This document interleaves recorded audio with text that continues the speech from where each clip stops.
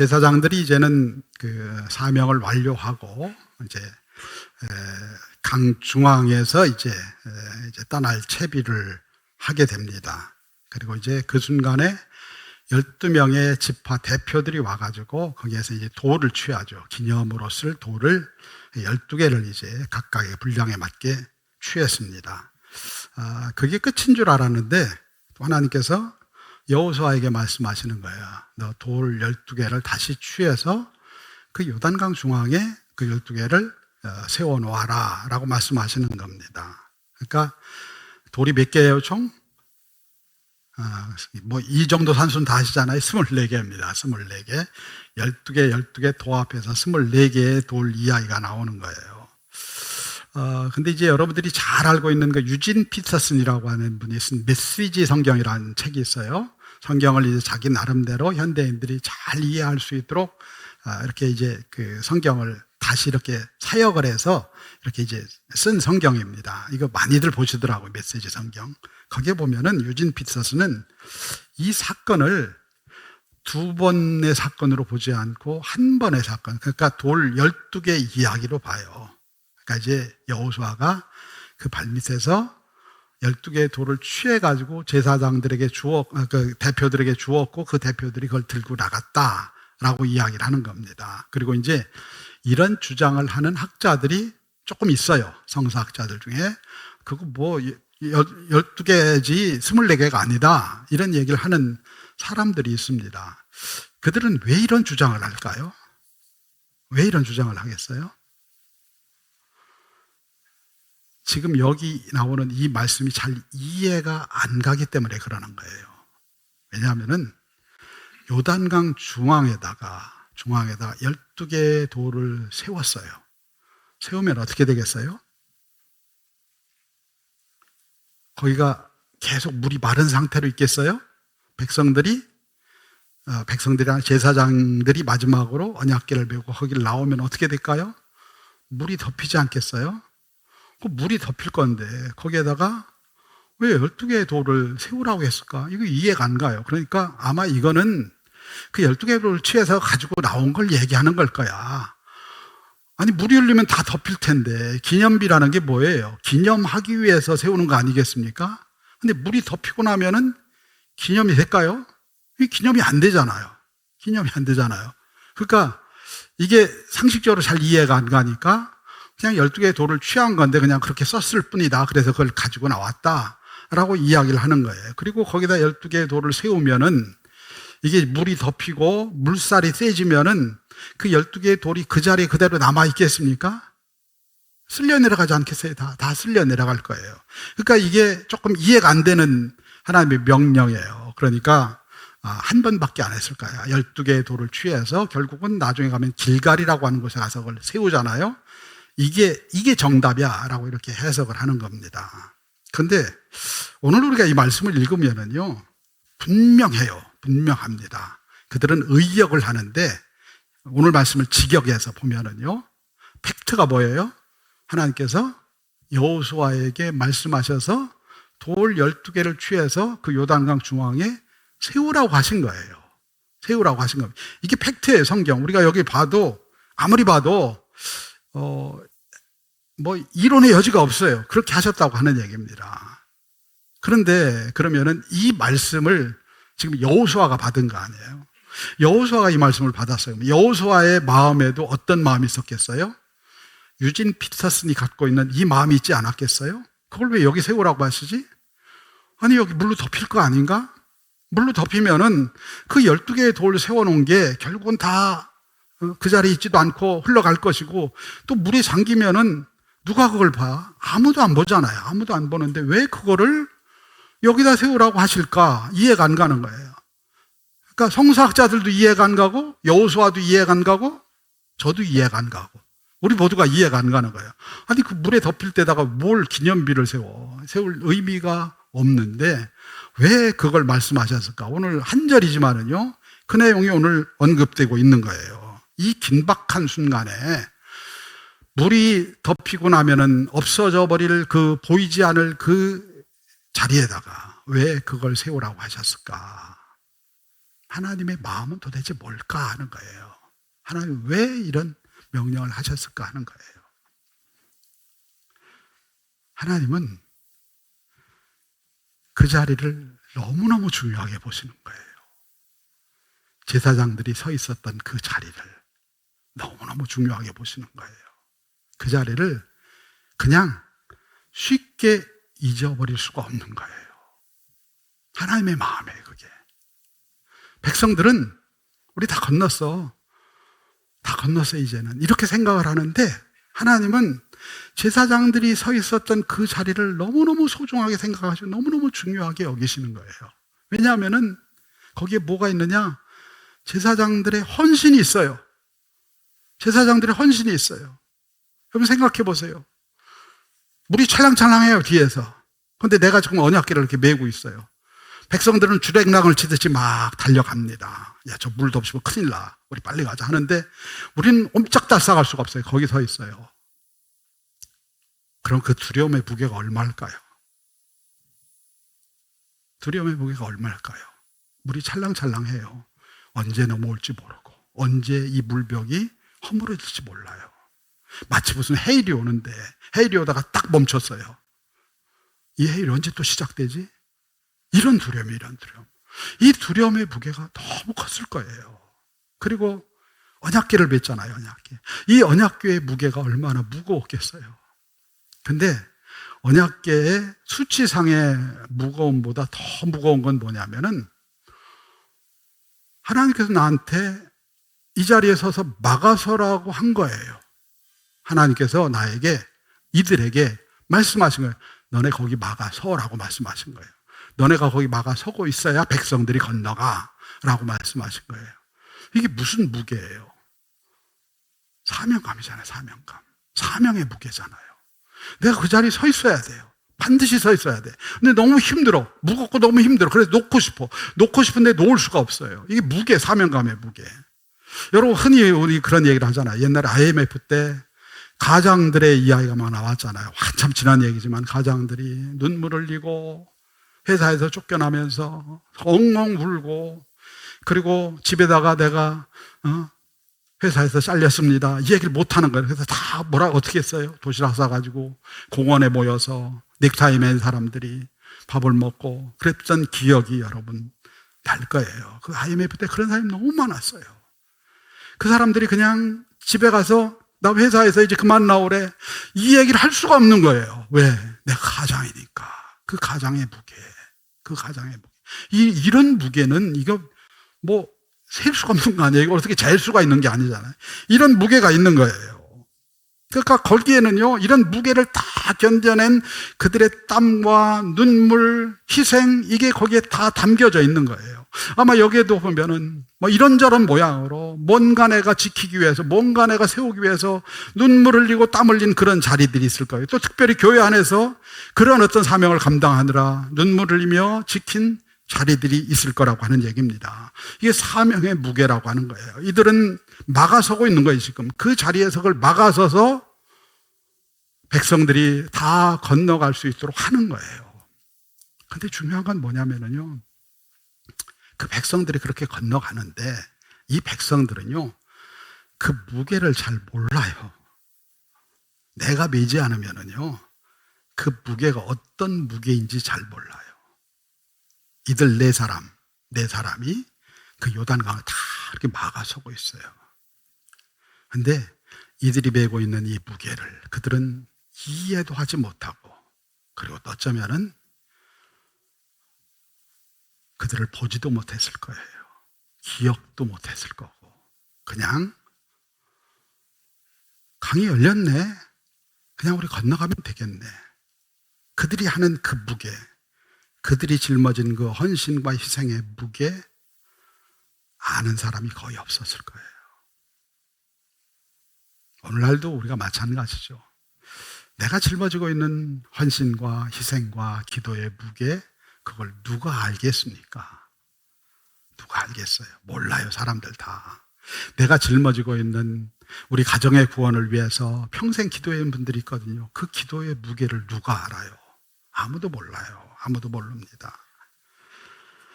그리고 그 자리는요, 그들이 서 있었던 그 자리는 물이 흐르면은 사라질 자리예요. 사라질 자리. 물이 흘러내리면 사라질 자리예요. 하나님께서 거기다 12개의 돌을 세우라라고 했지만 사라질 거예요. 아마 땅이 마른 상태로 있었던 때보다 훨씬 더 빨리 사라질 거예요. 그들의 노력과 헌신과 고통의 자리는 금방 내 사라지고, 사람들은 아무 일도 없었던 것처럼, 또 우리가 또 어떻게 여기까지 왔네? 이렇게 생각하며 아마 그들은 여리고를 향해 갔을지도 모릅니다. 근데 하나님께서 거기에 12개의 돌을 세우라고 하시는 겁니다. 뭘 얘기하시느냐? 내가 그들의 눈물과 내가 그들의 헌신과 그들의 희생을 내가 기억하시겠다고 하는 거예요. 내가 그들의 희생과 헌신과 그걸 기억하시겠다는 거예요. 그러니까 거기다 세우라고 하시는 거예요. 내가 너희 눈물을 보았어. 너희의 힘든데도 불구하고 그걸 짊어지고 있는 그 모습을 보았어. 말씀하시는 거예요. 얼마나 힘들었냐. 얼마나 그거 메고 있는데 힘들었냐. 얼마나 그 사명의 무게를 짊어지는데 힘들었냐. 이걸 말씀하시는 거예요. 말씀하시고 그들이 그것을 짊어지고 있는 그 마음을 주님께서 다 아시겠다고 하는 거예요. 다 보시겠다고 하는 겁니다. 기억하시겠다고 하는 거예요. 너희 희생과 헌신이 결코 아무것도 아닌 게 아니야. 아무것도 아닌 게 아니고 그것은 하나님 나라를 위해서 이스라엘 백성들이 이 강을 건너가는데 가장 중요한 일이었어. 사람들이 인정하든 인정하지 않든 아무도 보지 않았더라도 나는 알고 있어. 너희가 거기 서 있었기 때문에, 너희가 거기서 그걸 막아섰기 때문에 이 백성이 여기를 건너간 거야. 그리고 나는 그걸 기억하고 있어. 내 마음에 너희들의 희생과 헌신을 새겨놓았어. 말씀하시는 거예요. 오늘도 마찬가지인 줄로 믿습니다. 오늘도 때로는 중보의 자리에서, 또는 교회를 막아서기 위해서, 또는 어디 보이지 않는 헌신의 자리에서, 또 가족을 위해서 이렇게 헌신하는 분들이 많이 있어요. 기도하는 분들이 있습니다. 눈물을 흘리면서, 다른 사람이 알지 못하는 눈물을 흘리며 기도하는 수많은 사람들이 있습니다. 그들의 중보와 그들의 기도가 하나님 앞에 받아들여지고 있어요. 상달되고 있어요. 그분이 기억하시는 줄로 믿습니다. 우리의 기도가 그냥 사라지는 게 아니에요. 우리의 헌신이 그냥 사라지는 게 아니에요. 하나님이 그걸 기억하고 계시다고 하는 얘기예요. 그런데 이 말씀이 단순히 제사장들의 헌신의 이야기만 담고 있느냐고 하는 얘기예요. 제사장들의 헌신, 제사장들이 그 요단강에서 그렇게 막아섰어. 그들이 이렇게 헌신했어. 또는 우리가 주님의 교회에서 우리가 이렇게 헌신했어 하는, 우리가 한 헌신, 우리가 한 희생, 그것만 말씀하고 있느냐고 하는 얘기예요. 여기 있는 제사장들은 누굴까요? 여기 있는 제사장들은 지금 누구를 보여주고 있나요?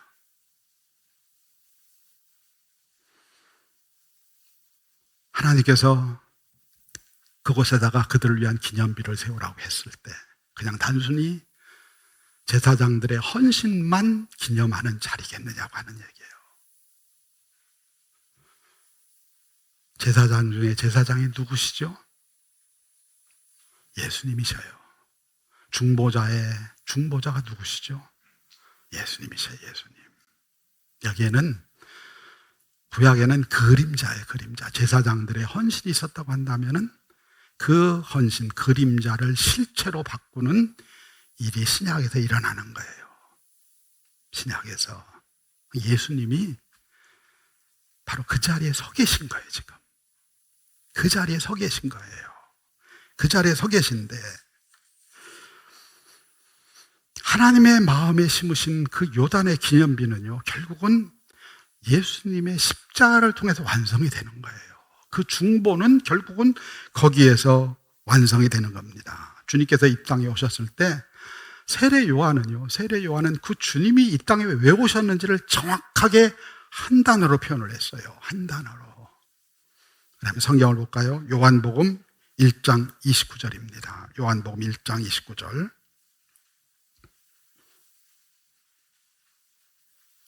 요한복음 1장 29절입니다.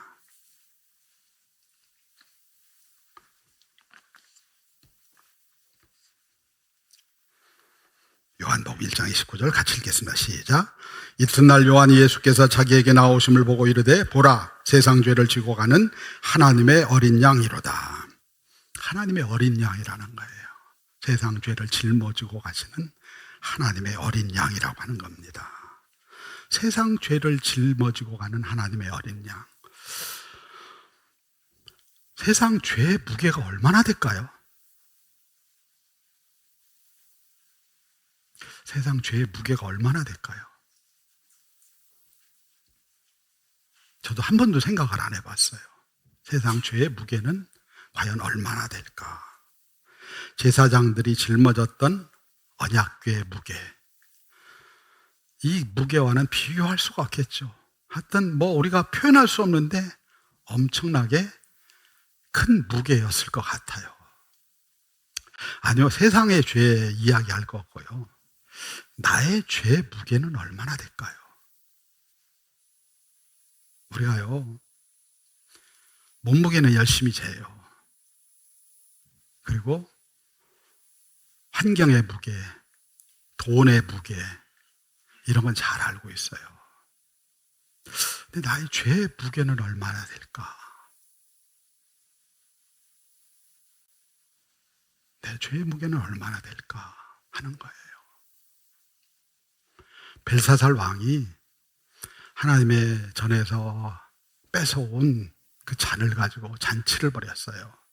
그때 벽에 손가락이 나와서 글을 쓰죠. 메네 메네 데겔 우브라신, 당신이 하나님의 저울에 들려서 자격이 미달이 됐다는 얘기예요. 하나님의 저울에 들려서. 내 죄의 무게를 하나님의 저울에 달면 얼마나 될까?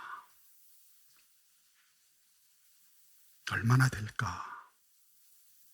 그 무게는 얼마나 될까? 근데 여러분들, 우리가 알아야 되는 거는요, 이 무게를 알아야 은혜의 무게를 알아요.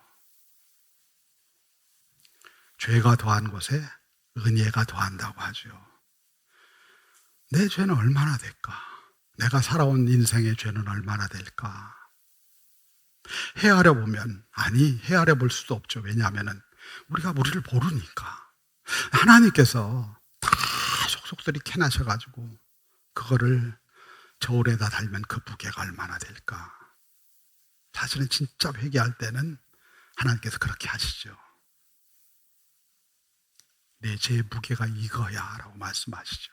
그리고 그 자리에다가 은혜를 부어주시죠. 그럴 때 그 은혜의 무게가 감당할 수 없는 무게가 찾아오는 거예요. 그래서 무디가 주여 그만하시옵소서, 그 은혜가 너무 커서 제가 죽을 것 같습니다. 이게 상반된 거거든요. 사실은 우리가 죄의 무게를 모르니까 은혜의 무게를 모를 때가 많아요. 세상 죄 얼마의 무게일까? 우리 감히 가늠할 수가 없어요. 그런데 그 죄를 짊어지시기 위해서 우리 가운데 오셨다고 하는 얘기입니다. 근데 아무도 그분을 주의 깊게 보지 않았어요. 주의 깊게 보지 않았습니다. 우리 한번 성경을 볼까요? 이사야 53장 1절에 3절입니다. 이사야 53장 1절에 3절입니다.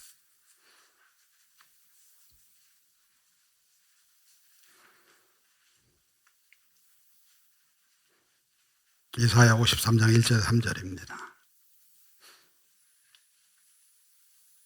같이 읽겠습니다. 우리가 전하는 것을 누가 믿었느냐? 여호와의 팔이 누구에게 나타나느냐?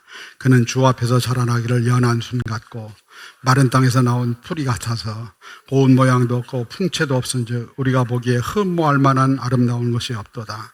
그는 멸시를 받아 사람들에게 버림받았으며 간고를 많이 겪었으며 질고를 아는 자라. 마치 사람들이 그에게서 얼굴을 가리는 것 같이 멸시를 당하였고 우리도 그를 귀히 여기지 아니하였도다. 예수님께서 갈릴리를 다니시면서 또 나중에 붙잡히셔서 채찍질 맞고 옷이 벗겨지고 몸이 달걀이 찢겨 나갈 때 사람들은 그에게서 메시아를 보지 못했어요. 아무도 그를 주의 깊게 보지 않았어요. 그가 짊어진 죄의 무게, 또 그가 우리에게 풀어줄 은혜의 무게를 보지 못했습니다. 보지 못하고 그를 귀하게 여기지 않았다고 하는 얘기입니다. 오늘날도 마찬가지. 세상 사람들은요, 주님의 십자가의 그 무게를 몰라요. 그 은혜의 무게, 나의 죄의 무게도 모르거니와 그 은혜의 무게를 몰라요. 근데 우리를 그 무게를 알 수 있는 은혜의 자리에 불러주신 줄로 믿습니다. 그게 그리스도인들의 삶의 이야기예요. 우리의 삶의 이야기입니다. 주님은 너무 연약하고 장정이 아니었어요. 그래서 그 십자가조차도 갈보리까지 혼자 지고 갈 수가 없었어요. 그 십자가를 앞에 두고 그 무게가 너무 무거워서 이걸 어떻게 감당하지? 너무 무거워서. 우리 성경을 볼까요? 마가복음 14장 33절 36절입니다. 마가복음 14장 33절에 36절입니다.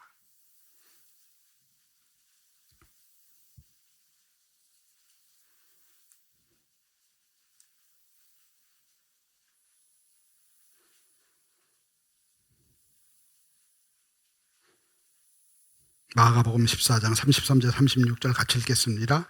베드로와 야고보와 요한을 데리고 하실새 심히 놀라시며 슬퍼하사 말씀하시되 내 마음이 심히 고민하여 죽게 되었으니 너희는 여기 머물러 깨어있으라 하시고 조금 나아가사 땅에 엎드려 될 수 있는 대로 이때가 자기에게서 지나가기를 구하여 이르시되 아빠 아버지여 아버지께는 모든 것이 가능하오니 이 잔을 내게서 옮기시옵소서. 그러나 나의 원대로 마시옵고 아버지의 원대로 하시옵소서 하고. 아멘.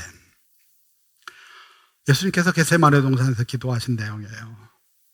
제자들은요, 철부지예요. 철부지. 아무것도 몰라요. 그냥 예수님 기적 행하시면 와 하고 어려운 일 당하면 도망가고, 이게 제자들이에요. 그리고 예수님이 늘 이렇게 살면 안 돼 책망받았어요. 그런데 오늘 말씀해 보니까요, 예수님께서 제자들에게 사정을 해요. 나와 같이 깨어있을 수 있겠느냐? 내가 지금 죽게 되었다. 내가 너무 두렵고 내가 지금 감당할 수가 없다. 그 아무것도 모르는 제자들, 잠이나 잘 제자들, 그 제자들에게 이 무게가 얼마나 컸기에 사정을 하는 거예요. 나랑 좀 같이 깨어있을 수 있겠느냐? 여러분, 제가 여러분들에게 제가 죽을 것 같아요. 여러분, 저를 위해서 기도해 주세요. 오늘 정말 저를 위해서 기도해 주세요. 이러면 여러분들, 아이고, 담임 목사를 갈아야 되겠네, 이러시지 않겠어요? 아니, 우리를 위해 버팀목이 돼줘야지 왜 저러고 있어, 이러시지 않겠어요? 근데 예수님이 너무 힘드니까. 이게 단순한 십자가의 수치의 무게가 아니잖아요. 여기에는 사단의 권세도 있고 죽음의 권세도 있고요, 모든 세상을 죽음으로 몰아넣고 있는, 사망으로 몰아넣고 있는 원수의 권세가 여기에 그 무게로 있다고 하는 얘기예요. 그걸 짊어지시는 거예요. 너무너무 힘드신 거예요. 제사장들이 언약궤를 맸던 그것과는 비교할 수 없는 그걸 짊어지시는 거예요. 그러니 너무 힘드신 거예요. 그래서 겟세마네 동산에서 땀이 피가 되도록 이 잔을 내게서 떠나가게 하시옵소서. 이거 너무 무겁습니다, 너무 두렵습니다 라고 말씀하시는 거예요. 근데 결국은 주님께서 아버지의 뜻대로 하시옵소서 순복하고 그 사명을 짊어지셔요. 사람들은 그게 나를 위한 거라고 아무도 생각 안 해요.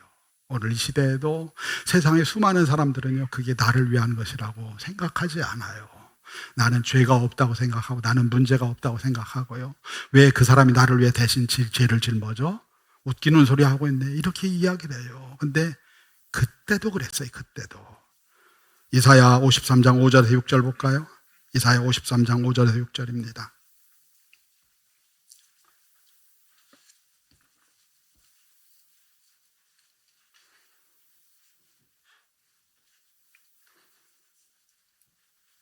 (53장 5절에서 6절입니다) 같이 읽겠습니다. 시작. 그가 찔림은 우리의 허물 때문이요 그가 상함은 우리의 죄악 때문이라. 그가 징계를 받음으로 우리는 평화를 누리고 그가 채찍에 맞음으로 우리는 나음을 받았도다. 우리는 다 양 같아서 그릇 행하여 각기 제 길로 갔거늘 여호와께서는 우리 모두의 죄악을 그에게 담당시키셨도다. 우리 모두의 죄악을 그에게 담당시키셨다. 우리라는 표현은 너무 멀어요. 나의 죄야. 내가 감당기 어려운 나의 죄. 내가 쌓아왔던 내 인생의 죄.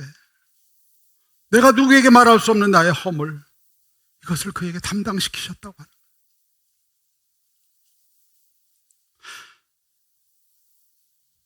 사람들이 그걸 몰라요. 오늘 이 시대에도 예수님이 왜 십자가에 못 박혀 죽으셨는지 사람들이 몰라요. 이스라엘 백성들을 그 요단을 건너갈 수 있도록 도와주었던 제사장들의 헌신이 보이는 요단강을 건너가게 했어요. 예수님의 십자가, 그게 요단의 12도래였던 의미에서 그 십자가가 오늘도 우리가 이 죄와 죽음의 요단강을 건너갈 수 있도록 막아서고 있는 줄로 믿습니다. 막아서고 있어요. 그래서 오늘 말씀에 이렇게 말씀하고 있죠. 오늘까지 거기 있더라 라고 말씀하는 거예요. 요단의 12돌은 사라지지 않았어요. 모양이 바뀌었을 뿐이에요. 십자가로 바뀌어서 오늘도 거기 서 있어요. 하나님께서 선언하시는 거예요. 오늘도 거기 서 있더라. 막아섰던 그 자리, 흔적, 막아섰던 그 중보의 자리, 거기는 오늘도 거기 있다. 예수님께서 겟세마네 동산에서 기도하시다가 결국은 골고다 가셔서 갈보리에서 다 짊어지신 그 자리, 그 자리가 요단의 가운데 중앙입니다. 내 아들의 십자가, 아니요, 주님의 심장이죠. 주님의 심장으로 그 요단강 중앙에서 죄악의 물이 범람하지 않도록, 심판의 물이 범람하지 않도록 오늘도 그분이 거기 계신 거예요. 우리 삶에 이 요단이 있어요. 때로는 우리를 두렵게 하고, 때로는 우리를 넘어지게 하고, 때로는 우리를 염려하고 근심하게 하는 그 자리가 있어요. 우리를 막아서고 있는 주님이 때로는 안 보여요. 우리를 위해서 십자가를 짊어지시고 있는 예수님이 때로는 안 보여요. 근데 주님은 여전히 오늘까지 거기 계셔요. 아멘. 여러분의 인생의 요단강에, 우리의 인생의 요단강에, 우리가 때로는 범람하는 죄 때문에 넘어질 것 같은 그 자리, 우리가 때로는 실망하고 넘어지고 좌절한 그 자리에 주님이 여전히 서 계십니다. 우리를 넘어지지 않도록 하기 위해서, 우리를 지키기 위해서 우리는 그 은혜로 오늘 여기 살고 있는 거예요. 내가 뭘 잘해서 오늘 여기 있는 것이 아니에요. 내가 똑똑해서 여기 있는 것이 아니에요. 내가 헌신할 때 헌신을 잘해서 여기 있는 게 아니에요. 내가 뭐 자랑할 거리가 있어서 여기 있는 게 아니에요. 오늘까지 거기 있더라. 오늘까지 우리의 삶의 중심에 십자가가 있어요. 내 인생을 막아서 주시고 내 인생을 새롭게 하시는 하나님의 은혜와 십자가 오늘도 있는 줄로 믿습니다. 추수감사절이에요. 우리가 감사할 거는 이거예요. 이거 우리에게 주신 풍요로움, 우리에게 주신 이 많은 것들, 그거는요 그냥 부가적으로 붙는 감사지. 우리가 정말 감사해야 될 거는 오늘도 그 요단강 중앙에는 주님의 십자가가 서 있다고 하는 얘기예요. 주님의 심장이 거기 서 있다고 하는 얘기예요. 내가 너희를 사랑한다. 내가 너희를 지금 막아서고 있다. 안심해라. 걱정하지 말아라. 내가 너를 붙들고 있다. 오늘도 그렇게 말씀하고 있다는 거예요. 여러분, 오늘 인생을 살아가는 요단강 같은 삶에서, 요단강 중앙에서 두려워 떨고 있는 심령들 있습니까? 염려와 근심으로 걱정하는 심령들 있습니까? 내가 어떡하지? 내 내일이 안 보인다고 걱정하는 심령들 있습니까? 염려하지 마십시오. 오늘까지 거기 있더라. 주님의 십자가가 거기 서 있습니다. 여러분 삶의 중심에 주님께서 함께하고 계십니다. 그분이 우리를 막아서서 내가 너를 막고 있다. 그 은혜가 오늘도 우리 가운데 흘러넘치고 있습니다. 그 은혜를 붙들고 오늘 또 일어서서 주님, 이 거친 물결을 막아주시니 감사합니다. 내 안에 있는 불안을 막아주시니 감사합니다. 내 안에 있는 죄와 허물을 막아주시니 감사합니다. 내가 주님의 은혜에 붙들고 가겠습니다. 보지 못했습니다. 안 보였습니다. 눈을 열어주시어서 요단강 중앙에서 나를 막아서고 있는 주님의 십자가 은혜를 보게 하여 주시옵소서. 이와 같이 고백하며 나가는 우리 믿음의 식구들 되기를 주님의 이름으로 축원합니다.